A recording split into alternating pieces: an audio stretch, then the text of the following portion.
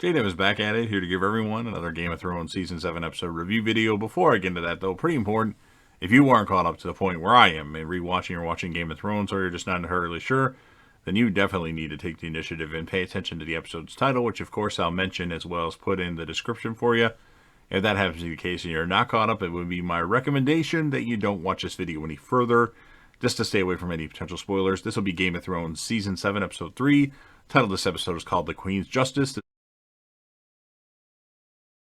This will be my review, reaction, recap after just finishing watching the episode. Jon and Sir Davos arrive at Dragonstone with their soldiers and then are forced to disarm themselves and give up their longboat. Jon and Tyrion reunite and discuss their journeys that led them to this path or to this moment. And then after briefly encountering the dragons, Jon and Sir Davos meet with Daenerys. Jon and Daenerys agree she is not responsible for her father's crimes, but Daenerys denies Jon's assertion he should not be held by his ancestors' oath to hers. Now, Jon explains the threat of the White Walkers and the Whites, but she doesn't believe him, insisting she wants to claim the Iron Throne before considering other threats. Before they reach a solution, they are interrupted by Varys, who tells Daenerys of Euron Greyjoy's attack on Yara's navy. Jon is forced to remain at Dragonstone because of this.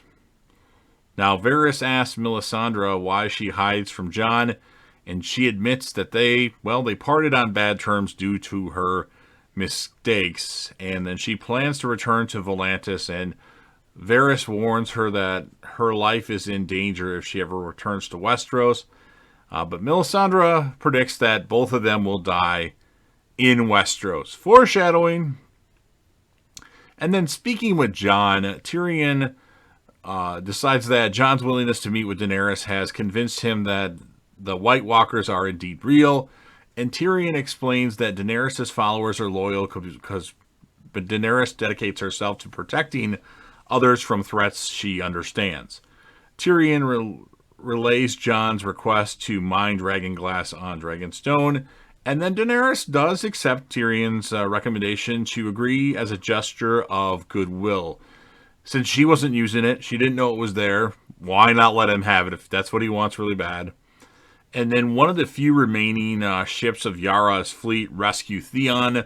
The Ironborn, of course, disbelieve his claim that he tried to rescue Yara from Euron.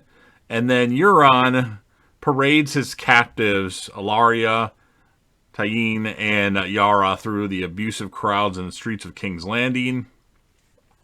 He presents these sands as gifts to Cersei, or his gift to Cersei, and they are bound and gagged in the dungeon. Now, Cersei tells Ellaria she was thinking of ways to kill her or her family as revenge for the murder of her daughter, of course, Myrcella. And then Cersei kisses Tyene with the same poison that Ellaria used to kill Myrcella, as Cersei learned what it was from Qyburn, and tells Ellaria that she will be kept alive to watch her daughter die and decompose.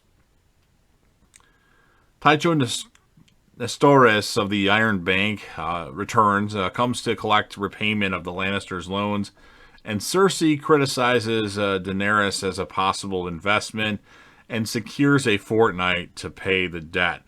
Now, Sansa contently manages Winterfell, preparing it as an emergency refuge for all the Northerners. Littlefinger, of course, counsels Sansa to fight every battle mentally so as to never be unprepared or surprised by her enemies. And then Bran and Meera arrive, and Sansa is reunited with her brother. And then in the Godswood, Sansa is confused by Bran's revelation that he is the three-eyed raven, and troubled by his specific knowledge of her suffering when she was raped by Ramsay in Unbowed and Unbroken way back, what seems forever ago. And then Archmaester Ebrose proclaims that Jorah Mormont is healed of the grayscale and releases him. Now, Jorah plans to return to Daenerys, of course, because he's infatuated with her.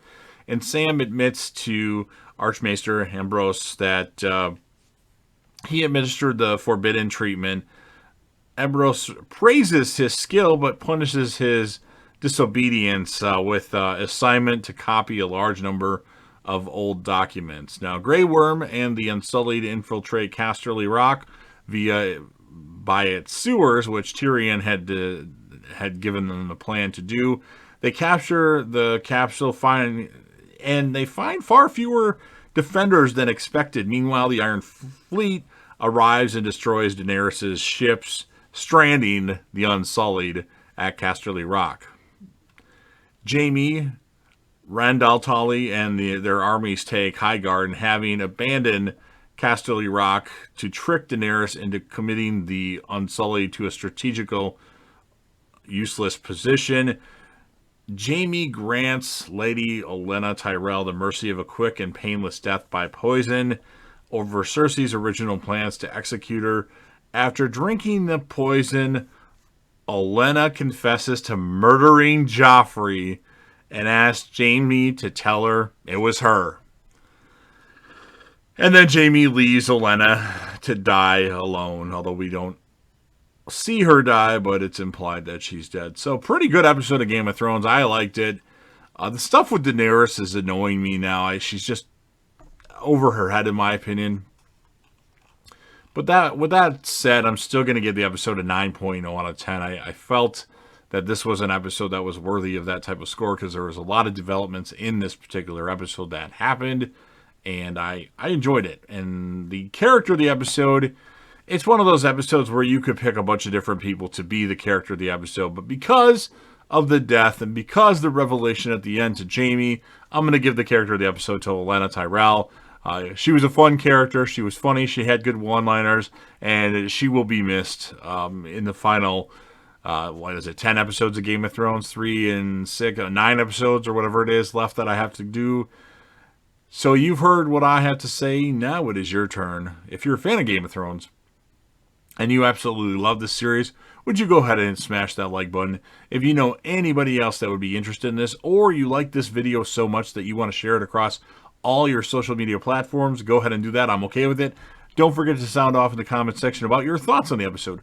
What would you give this episode for a score, and who would you pick as your character of the episode, or maybe even her favorite moment? I did like the stuff with Olenna. The stuff with the sand snakes actually was pretty good, and Cersei certainly was awesome in this episode for her limited time in the episode, and Euron's pretty good too, but he's annoying. And of course, last but certainly not least, I'm definitely trying to grow the channel. It's not something I can just do overnight. So if you're a fan of the channel, make sure you hit that sub button, subscribe to the channel, join the team, show your damn support, and be a part of something special. And JDev will return.